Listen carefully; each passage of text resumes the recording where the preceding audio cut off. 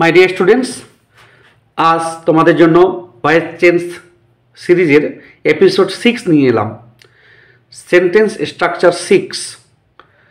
Voice change ইংরেজি গ্রামারে খুব important. Class 7, 8, 9, 10, 11, 12 প্রত্যেকটা ক্লাসে ভয়েস চেঞ্জ রয়েছে এবং মাধ্যমিকে তো রেগুলার প্রত্যেক বছর ভয়েস চেঞ্জ আসে, উচ্চ মাধ্যমিকেও প্রত্যেক বছর ভয়েস চেঞ্জ আসে। এবং আমার এই ভয়েস চেঞ্জের উদাহরণগুলো কিন্তু মাধ্যমিক উচ্চ মাধ্যমিক থেকে খুঁজে নেওয়া এবং সেখান থেকেই নিয়ে তোমাদেরকে বোঝানো। আমার শিক্ষকতার অভিজ্ঞতা হলো এটাই যে ভয়েস চেঞ্জের ক্ষেত্রে টেন্স জানলে খুব ভালো, তবে না জানলেও ভয়েস চেঞ্জ করা যায়। অনেক সময় আমাদের ছাত্রছাত্রীরা, বিশেষ করে আমি গ্রাম অঞ্চলের ছাত্রছাত্রীদের কথা বলছি, আমার অভিজ্ঞতা যেটা প্রায় 20 বছর ধরে একটা স্কুলে শিক্ষকতা করছি, উচ্চ মাধ্যমিক স্কুলে, এবং তার আগে 10-12 বছর আমি টিউশন পড়িয়েছিলাম। ফলে কী হয়েছে, ছাত্রছাত্রীরা বুঝতে পারে না যে সেন্টেন্সটা ভয়েস চেঞ্জ করতে দিয়েছে সেটা কোন টেন্সে রয়েছে, এবং যে সেন্টেন্সটা ভয়েস চেঞ্জ করতে দিয়েছে সেটা অ্যাক্টিভ আছে না প্যাসিভ আছে। এরকম একটা সমস্যা তারা পড়ে।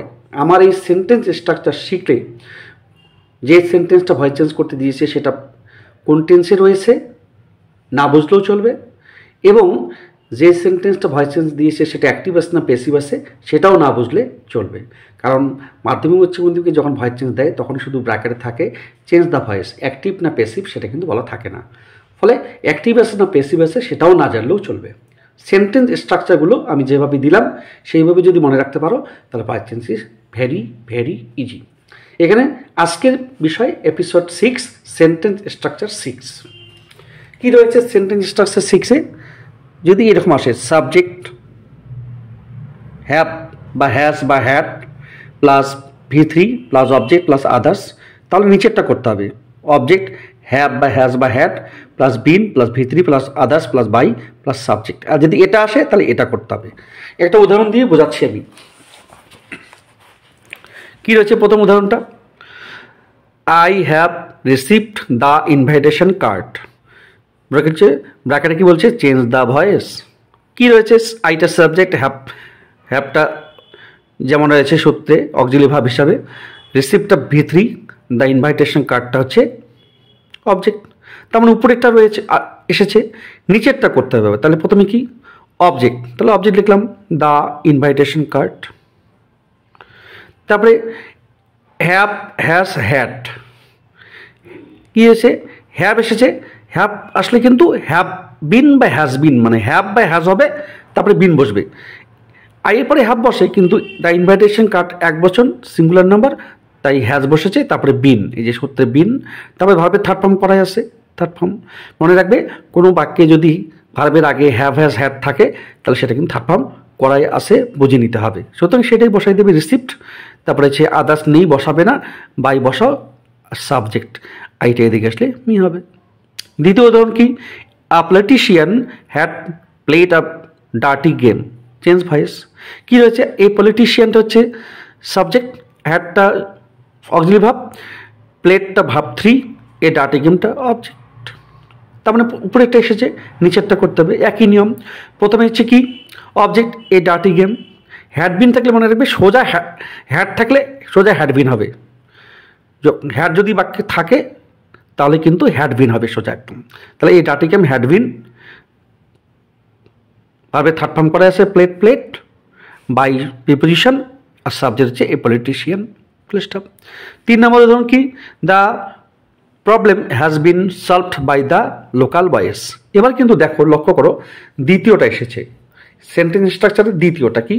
অবজেক্ট হ্যাভ বা হ্যাজ বা হ্যাড, তারপরে বিন, ভার্বের third form, others, by subject. দেখো এটাই the problem, object, has been রয়েছে, ভার্বের থার্ড ফর্ম রয়েছে, তার মানে বুঝে নিলে প্যাসিভ আছে, মানে দ্বিতীয়টা আছে আর কি।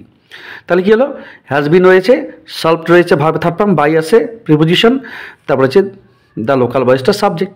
তাহলে দ্য প্রবলেমটা অবজেক্ট, হ্যাজ বিন রয়েছে, ভার্বের third form solved, by preposition, the local ভয়েসটা সাবজেক্ট। তার মানে উপরে একটা করতে হবে।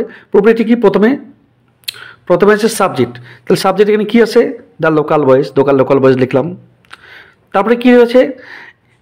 কোশ্চেনে রয়েছে হ্যাজ বিন, বিনটা উঠে যাবে, উপর দিকে গেলে বিনটা উঠে যাবে, তার মানে হ্যাভ বসবে এখানে বা হ্যাজ বসবে।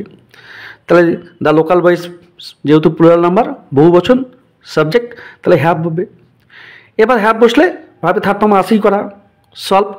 তারপরে দ্য প্রবলেম অবজেক্ট, তাহলে কি সাবজেক্ট হ্যাভ ভাবে থার্ড ফর্ম অবজেক্ট, এই যে সাবজেক্ট হ্যাভ ভাবে থার্ড ফর্ম অবজেক্ট হয়ে গেল। তারপরে হচ্ছে পরের উদাহরণটা কি, my brother has lost my favourite pen. কি রয়েছে এখানে বাক্যটার মধ্যে এটা বুঝতে হবে। মাই ব্রাদারটা সাবজেক্ট, হ্যাজটা অক্সিলারি ভার্ব হিসেবে আছে, লস্টটা ভার্ব 3, মাই ফেভারিট পেনটা অবজেক্ট। তার মানে উপরে একটা রয়েছে আসছে, নিচেরটা করতে হবে। তাহলে এইটা আসলে এটা করতে হবে, এটা আসলে এটা করতে হবে, মনে রাখতে হবে। তো উপরেরটা এসেছে, নিচেরটা করো। প্রথমে অবজেক্ট, অবজেক্টটা কি মাই ফেভারিট পেন, তারপরে হ্যাজ আছে হ্যাজ বিন, তারপরে হবে থার্ড ফর্ম লস্ট ওইটাই, তারপরে বাই প্রিপোজিশন, তারপরে সাবজেক্ট মাই ব্রাদার। 5 নম্বর উদাহরণ, I have not copied the writing at all.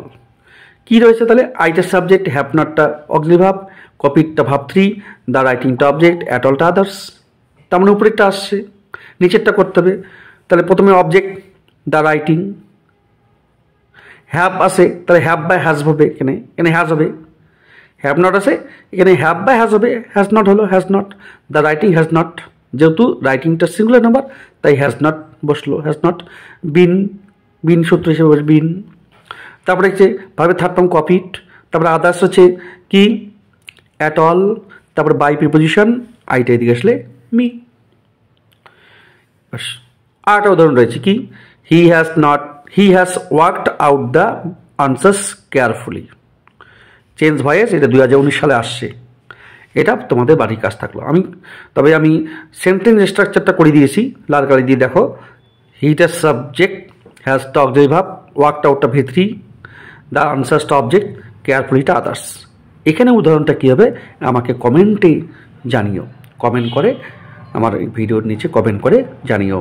এটা হোমওয়ার্ক থাকলো তোমাদের, অবশ্যই কমেন্ট করে আমাকে জানাবে। প্রত্যেকেই যারা আমার ভিডিও ফলো করো, তোমাদের সুবিধার জন্য বলছি, তোমরা বুঝেছো কি না তাহলে আমি বুঝতে পারবো। এইভাবে যদি তোমরা সেন্টেন্স স্ট্রাকচার মনে রাখতে পারো, তাহলে কিন্তু টেন্সের দুশ্চিন্তা বা অ্যাক্টিভ না প্যাসিভ আসলো সেই সংশয়টা মনের মধ্যে থাকবে না, এবং ভয়েস চেঞ্জটাও তোমাদের কাছে সহজ হয়ে উঠবে। সেন্টেন্স স্ট্রাকচার, বাক্যের গঠনটা জানতে হবে। Subject verb object, subject auxiliary verb verb object others, এটা জানতে হবে। ঠিক আছে, এই সেন্টেন্স স্ট্রাকচার 6 থাকলো। হ্যাঁ, আর আমার কয়েকটা এপিসোড রয়েছে, এপিসোডে এটা 6, একটা হোমওয়ার্ক থাকলো। তোমরা দেখো এবং আমাকে কমেন্ট করে এই হোমওয়ার্কটা জানাও। আমি পরের ভিডিও নিয়ে আসছি। সেন্টেন্স স্ট্রাকচার 7 এপিসোড 7 নিয়ে আসবো 2-1 দিনের মধ্যেই। আমার ভিডিও ফলো করতে থাকো। কেমন লাগলো কমেন্ট করে জানাও, বুঝিয়েছো কি না কমেন্ট করে জানাও, এবং বন্ধু বান্ধবদের আমার এই ভিডিওটা, আমার এই ভয়েস চেঞ্জের এপিসোডগুলো শেয়ার করো। ভালো থেকো, বাই।